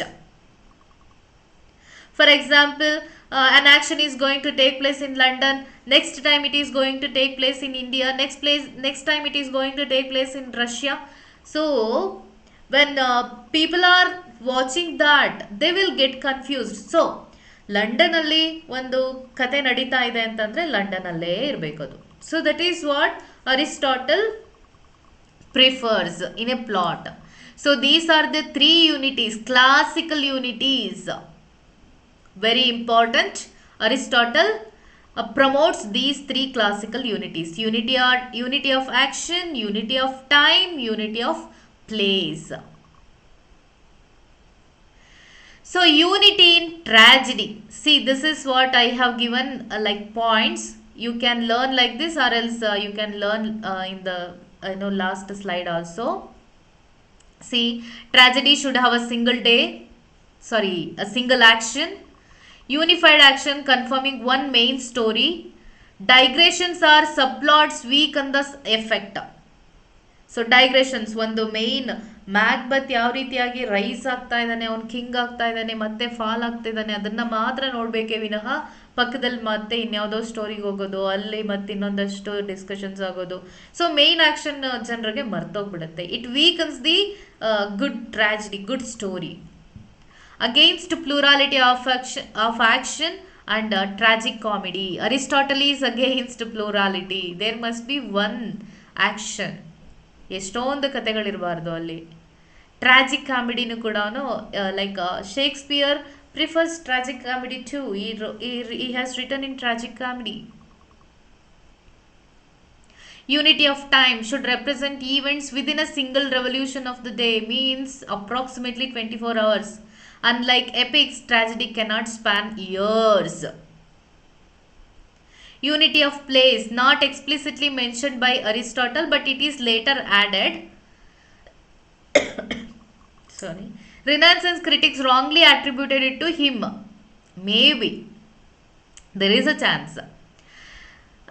Their interpretation is no change of place in tragedy or if change occurs it must not be too distant. ತುಂಬ ದೂರ, ನನಗೆ ಹೇಳ್ದಲ್ಲ London, India, Russia ಆ ಥರ ತುಂಬ ದೂರ ಇರಬಾರ್ದು.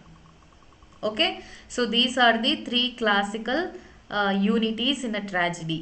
So what is catharsis according to Aristotle?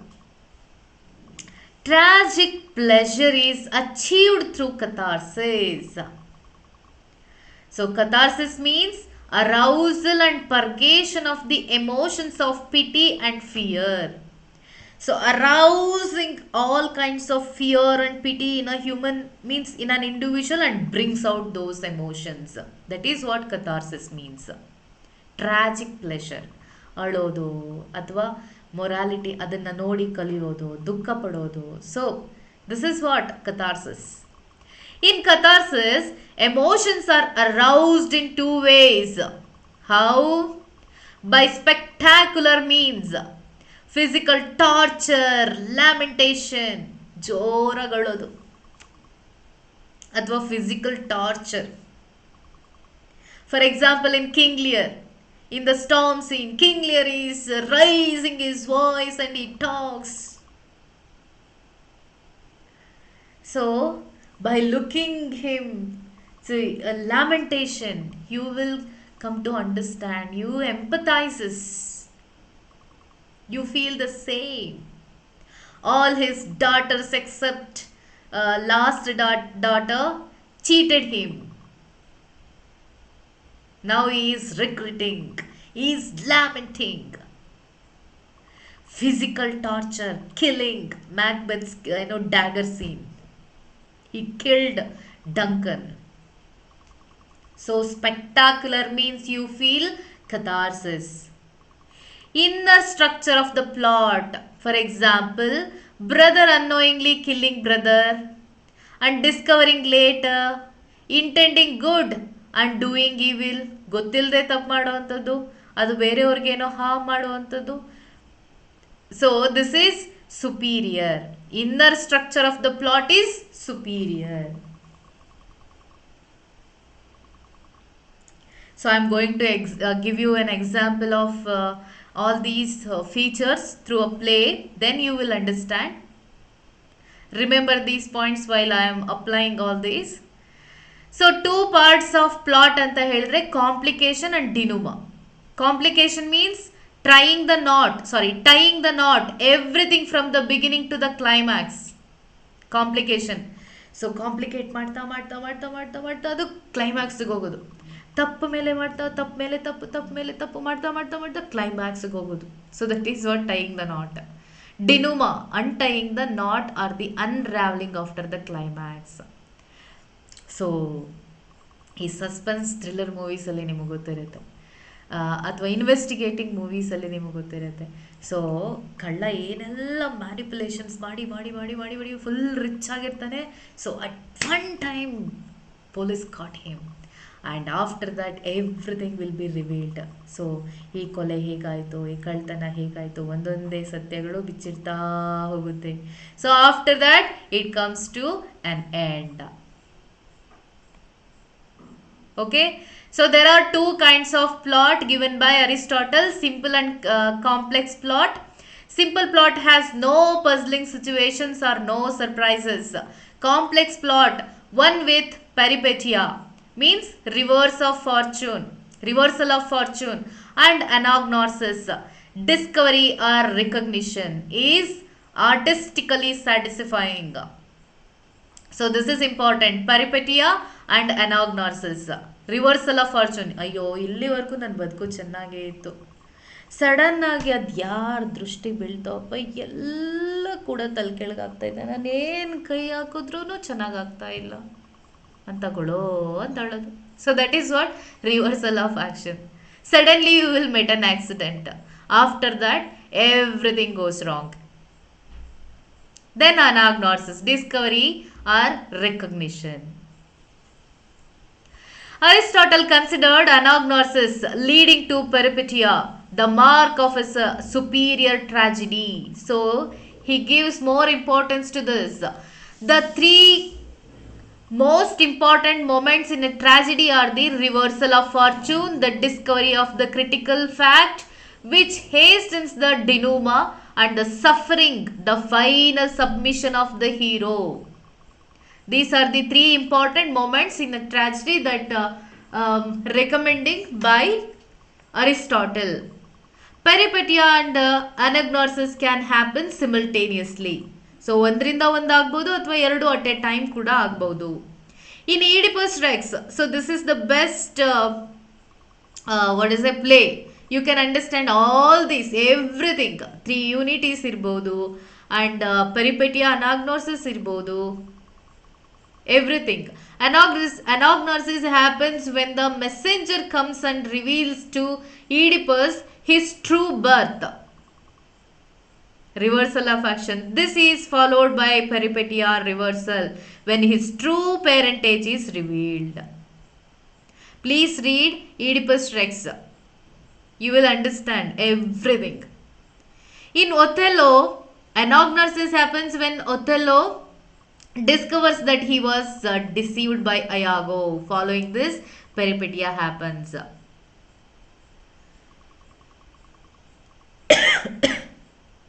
First he discovers the truth. ಅಯಾಗೋಯಿಂದ ನನಗೆ ಮೋಸ ಆಗಿದೆ, ನಾನು ಏನು ಡೆಸ್ಡಿಮೋನನ ತಪ್ಪಾಗಿ ತಿಳ್ಕೊಂಡು ನಾನು ಅವಳನ್ನು ಸಾಯಿಸ್ಬಿಟ್ಟೆ. So reversal of action happens next. Tragic hero in the tragedy.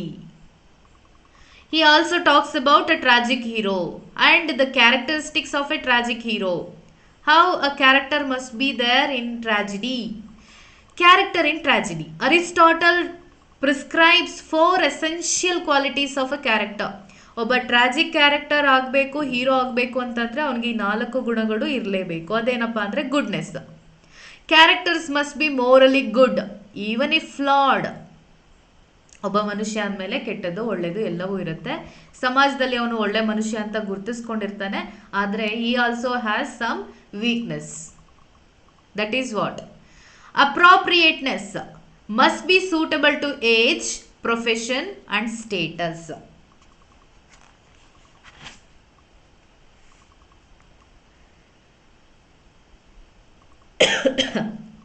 So the tragic hero is a character of noble stature and greatness. Of course he is good. The character must occupy a noble position in society.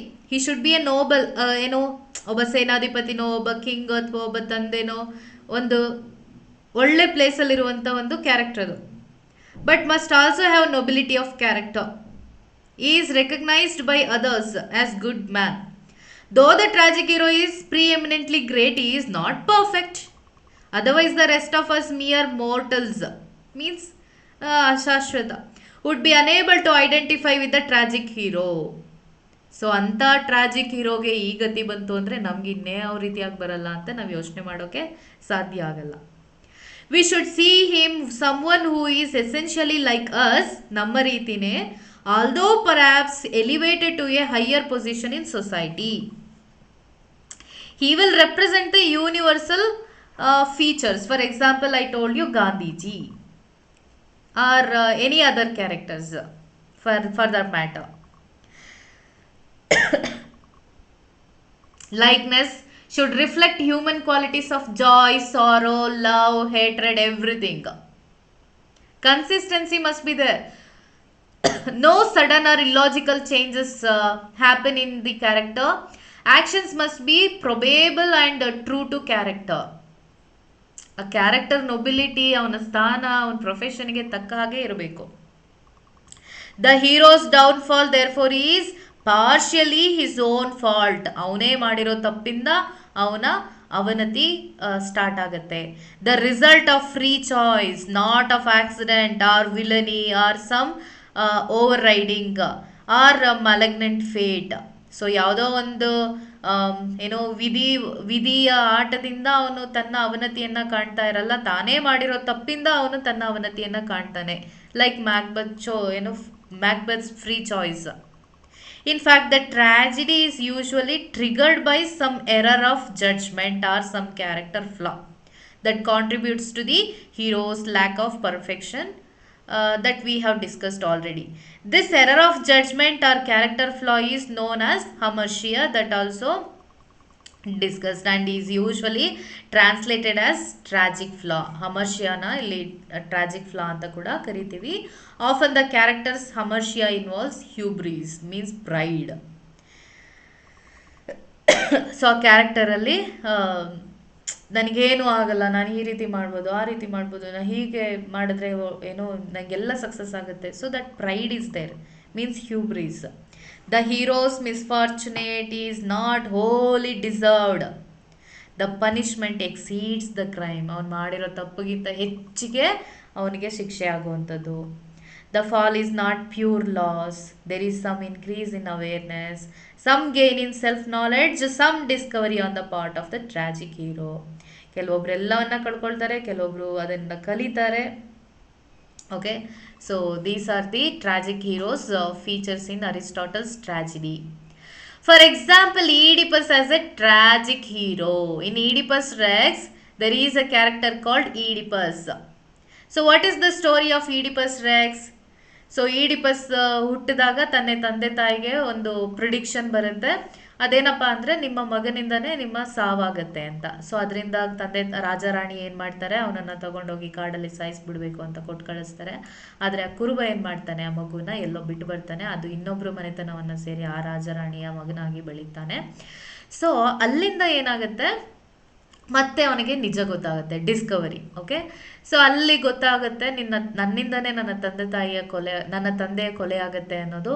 So ಹಾಗಾಗಿ ಅವನು ಮನೇನ ಬಿಟ್ಟು ಹೊರಗಡೆ ಬರ್ತಾ ಒಂದು ಏನು ಸ್ಪಿಂಗ್ಸ್ ಅಡ್ಡ ಬರುತ್ತೆ, ಒಬ್ಬ ಅಡ್ಡ ಬರ್ತಾನೆ. ಅವನ ಜೊತೆ ಯುದ್ಧ ಆಗುತ್ತೆ. ಅವನನ್ನು ಸಾಯಿಸಿ ಅವನು ಒಂದು ಸಾಮ್ರಾಜ್ಯಕ್ಕೆ ಬರ್ತಾನೆ, ಥೀಬ್ಸ್ ಅನ್ನೋ ಒಂದು ಸಾಮ್ರಾಜ್ಯಕ್ಕೆ ಬರ್ತಾನೆ. ಅಲ್ಲಿ ಒಂದು ರಿಡಲನ್ನು ಸಾಲ್ವ್ ಮಾಡಿದ್ರೆ ನೀನು ಈ ಸಾಮ್ರಾಜ್ಯದ ರಾಜ ಆಗ್ತೀಯಾ ಅಂತ ಹೇಳ್ತಾರೆ. ಸೊ ಆ ರಿಡಲನ್ನು ಸಾಲ್ವ್ ಮಾಡಿ ಅವನೇನು ಮಾಡ್ತಾನೆ, ಆ ಸಾಮ್ರಾಜ್ಯದ ರಾಜ ಆಗಿ ಅಲ್ಲಿದ್ದಂಥ ರಾಣಿಯನ್ನು ಮದುವೆ ಆಗ್ತಾನೆ. ಮದುವೆ ಆದಮೇಲೆ 3 ಜನ ಮಕ್ಕಳು ಕೂಡ ಆಗ್ತಾರೆ. ಸೊ ಅದಾದ ಮೇಲೆ ಇಡೀ ಥೀಬ್ಸ್ಗೆ ಪ್ಲೇಗ್ ಬರುತ್ತೆ. ಆ ಪ್ಲೇಗ್ ಯಾಕೆ ಬರ್ತಾ ಇದೆ, ಅದನ್ನು ಸಾಲ್ವ್ ಮಾಡೋದು ಹೇಗೆ ಅಂತ ಮತ್ತೆ ನಾವು ದೇವರು ಶಾಸ್ತ್ರ ಎಲ್ಲ ಕೇಳ್ತೀವಲ್ಲ, ಅದೇ ರೀತಿಯಾಗಿ ಅವನು ಕೂಡ ಕಳಿಸ್ತಾನೆ. ಆವಾಗ ಅವನಿಗೆ ಸತ್ಯ ಗೊತ್ತಾಗುತ್ತೆ. ಸೊ ಅವನು ಯುದ್ಧ ಮಾಡಿ ಸಾಯಿಸಿದವನು ಬೇರೆ ಯಾರೂ ಅಲ್ಲ, ತನ್ನ ತಂದೆನೇ ಆಗಿರ್ತಾನೆ. ಸೊ ಬಂದು ಇಲ್ಲಿ ಥೀಬ್ಸಲ್ಲಿ ಒಬ್ಬಳ ರಾಣಿಯನ್ನು ಮದುವೆ ಆಗಿ ಮಕ್ಕಳು ಕೂಡ ಆಗಿರುತ್ತೆ. ಆ ರಾಣಿ ಬೇರೆ ಯಾರೂ ಆಗಿರೋದಿಲ್ಲ, ಅವಳ ತಾಯಿಯೇ ಆಗಿರ್ತಾರೆ. ಸೊ ಅವಾಗ ಅವನಿಗೆ ಗೊತ್ತಾಗುತ್ತೆ ಎಲ್ಲ ಸ್ಟೋರಿ. ನನ್ನ ಸಾಕು ತಂದೆ ತಾಯಿನೇ ಬೇರೆ, ಇವರೇ ನನ್ನ ನಿಜವಾದ ತಂದೆ ತಾಯಿ ಅಂತ. ಸೊ ಈ ಪಾಪವನ್ನು ಕಳ್ಕೊಳ್ಳೋಕೆ ಅಥವಾ ಈ ವಿಷಯ ತಿಳಿದಂತಹ ಈಡಿಪಸ್ನ ತಾಯಿ ಅಥವಾ ಹೆಂಡತಿ ಹೋಗಿ she hangs our self. So ಅವಳು ಸತ್ತಿರೋದನ್ನ ನೋಡಿ ಅವನು ತನ್ನ ದುಃಖವನ್ನು ತಡ್ಕೊಳಕ್ಕಾಗದೆ, ತನ್ನ ಪಾಪವನ್ನು ತಡ್ಕೊಳಕ್ಕಾಗದೆ ಅವನ ಕಣ್ಗಳನ್ನೇ ಅವನು ಚುಚ್ಕೊಂಡು ಕುರುಡ ಆಗ್ಬಿಡ್ತಾನೆ. So this is the story of Oedipus. We can see all the characteristics in Oedipus Rex and Oedipus as a tragic hero. Oedipus is of noble birth and high status, isn't it? He is the child of a king and a queen, being the king of Thebes in the future. He is neither perfectly good nor wholly bad. Right, ಅವನಿಗೆ ಗೊತ್ತಿಲ್ಲದೇನೆ ಅವನು ತಪ್ಪು ಮಾಡಿರೋದು ಹೌದು. ಆದರೆ ಒಬ್ಬ ಥೀಬ್ನ ರಾಜನಾಗಿ ಅವನ ಸಾಮ್ರಾಜ್ಯವನ್ನು, ಅವನು ತನ್ನ ಸಬ್ಜೆಕ್ಟ್ಸ್ಗಳನ್ನು, ತನ್ನ ಜನರನ್ನು ಅವನು ತುಂಬ ಚೆನ್ನಾಗಿ ನೋಡ್ಕೊಳ್ತಾ ಇರ್ತಾನೆ. Which makes his downfall relatable and tragic. Anybody can relate to Oedipus character. His hamartia means tragic flaw. What is the tragic flaw? Wrong judgment lies in his hubris, his pride, excessive pride, impulsive anger. With that impulsive anger, he kills his own father without knowing, and relentless pursuit of truth. So after the plague, he is riding over through his kingdom. He was pursuing the truth relentlessly. He wanted to come to know what is the reason behind this plague and who killed the king of this Thebes. Like that, he started to search, and finally he comes to know that he himself killed the king of the Thebes, who was his father. Then his error in judgment, trying to avoid fate and unknowingly killing Laius. Laius is his father. So ತನ್ನ ಫೇಟನ್ನು, ತನ್ನ ವಿಧಿಯನ್ನು ತಪ್ಪಿಸ್ಕೊಳ್ಳೋಕ್ಕೋಸ್ಕರ ತನ್ನ ಸಾಕು ತಂದೆ ತಾಯಿನೇ ತನ್ನ ನಿಜವಾದ ತಂದೆ ತಾಯಿ ಅಂತ ಅಲ್ಲಿಂದ ಬಿಟ್ಟು ಬರ್ತಾನೆ. ಬಟ್ ಕೊನೆಗೆ ಅವನ ವಿಧಿ ಎಲ್ಲಿಗೆ ಸೇರಿಸ್ಬೇಕೋ ಅಲ್ಲಿಗೆ ಸೇರಿಸುತ್ತೆ. Wrong judgment. ಸಡನ್ ಆಗಿ ಅವನು ನಾನು ಇದರಿಂದ ತಪ್ಪಿಸ್ಕೋಬೇಕು ಅಂತ ಬಂದ್ಬಿಡ್ತಾನಲ್ವ, ಅದೇ ರಾಂಗ್ ಜಡ್ಜ್ಮೆಂಟ್ ಆಗಿರುತ್ತೆ. Error in judgement leads to his ruin. He undergoes peripeteia, reversal of fortune. Suddenly plague ಬರುತ್ತೆ. ಅಲ್ಲಿವರೆಗೂ ಎಲ್ಲವೂ ಚೆನ್ನಾಗಿರುತ್ತೆ. ಪ್ಲೇಗ್ ಯಾಕೆ ಬಂತು ಅಂತ ದೇವರನ್ನ ಕೇಳಿದಾಗ ದೇವರು ಈ ರಾಜನ್ನ ಯಾರೋ ಸಾಯಿಸಿದ್ದಾರೆ, ಅವ್ರನ್ನ ದ್ವೇಷ ತೀರಿಸ್ಕೊಳ್ಳೋರ್ಗ ಪ್ಲೇಗ್ ಹೋಗಲ್ಲ ಅಂತ ಹೇಳ್ತಾರೆ. So after that reversal of fortune, everything started to falling apart. falling from a respected king to a blinded and exiled man. So ಅದಾದ್ಮೇಲೆ ಅವನು ಕುರುಡ ಆಗ್ತಾನೆ, ಅಲ್ಲಿಂದ ತನ್ನ ಸಾಮ್ರಾಜ್ಯದಿಂದ ಹೊರಗಡೆ ಹೋಗ್ಬೇಕಾಗತ್ತೆ. Then everything starts to fall apart. He experiences anagnosis, recognition, when he realizes he has killed his father and married his own mother. That is what anagnosis. Then he suffers unpunished. Suffering and punishment, self-blinding and exile. He exiled himself from the thieves are greater than he deserves. So that is the greater punishments than he deserves, evoking sympathy from the audience. The play inspires catharsis in the audience.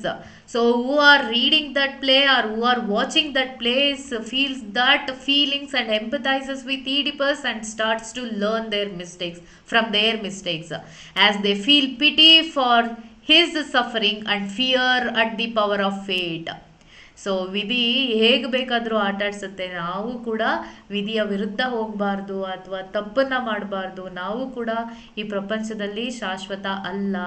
We are also portal beings and god will punish us. Like this audience will learn from Oedipus' mistakes. So this is what a tragic hero, and we can see like three unities also applied in this play. So everything matches with Aristotle's view of tragedy and tragic hero and the plot. Oedipus Rex has a perfect tragedy here, has dramatic irony, element of good tragedy. Of course, the tragic hero is from a noble status. He is good man with a tragic flaw, and reversal of fortune is there, error of judgment is there. Okay, so purgation is there at the end, achieved by the element of fate. Hero is painfully ignorant of what is to come. Anagnosis leading to peripetia. Anagnosis means discovery, that he discovered that his wife is his own mother, and also he killed his own father Laius. The messenger who announces the death of Polybus and Merope tells Oedipus that he is not their son. Polybus and Merope are the they are not the real father and mother. ಅವರು ಸಾಕಿರುವಂಥ ತಂದೆ ತಾಯಿಗಳು ಅಷ್ಟೇ. Laius and the queen or the is real parents. Peripetia means reversal. Oedipus learns from the herdsman that the man he killed is Laius, from whom the herdsman had also received Oedipus as a baby. So this is the reversal of action. After discovery, the reversal of action comes here in this play. So tragedy. Tragedy is superior to epic. Epic is narration, tragedy through action. Appeals to a more refined audience even when read. So adana oddaglu kuda it appeals to the universal people. Theatrical performance is only an external aid. So ಓದಿದ್ರೂ ಕೂಡ ಅಥವಾ ಅದನ್ನು theatrical spectacles ಮೂಲಕ ನೋಡಿದ್ರೂ ಕೂಡ, so the people will feel it and have that pity and fear, purgation, greater pleasure. So we will enjoy it to the core. It has limited length, greater unity, concentrated effect. So that limited length, kadime samaya. So with that unity of action, unity of time, unity of place, it achieves greater effects. So this is tragedy does. So Plato and Aristotle. See, in Athens they are discussing. Plato is here, Aristotle is here. Plato is social reformer, Aristotle is a scientist. Plato idealist and Aristotle realist. Plato says art for moral purpose, but Aristotle says art for aesthetic purpose. So Plato ಅದಕ್ಕೋಸ್ಕರ ಹೇಳ್ತಾನೆ art like poetry leads to danger. Poetry only promotes sensual pleasure. So Aristotle art is not danger ಅಂತ ಹೇಳ್ತಾ ಹೋಗ್ತಾರೆ. And Plato emphasizes on ultimate reality, whereas Aristotle emphasizes on empirical, means practical reality. Plato says mimesis as imitation, means true imitation, just copying, whereas Aristotle says mimesis as recreation, using the world, material from the world and recreate it in a creative way. That is what Aristotle says imitation is. So this is all about tragedy, this is all about Aristotle and his concept of tragedy, and which is discussed in his work Poetics. I hope you understood. Thank you so much.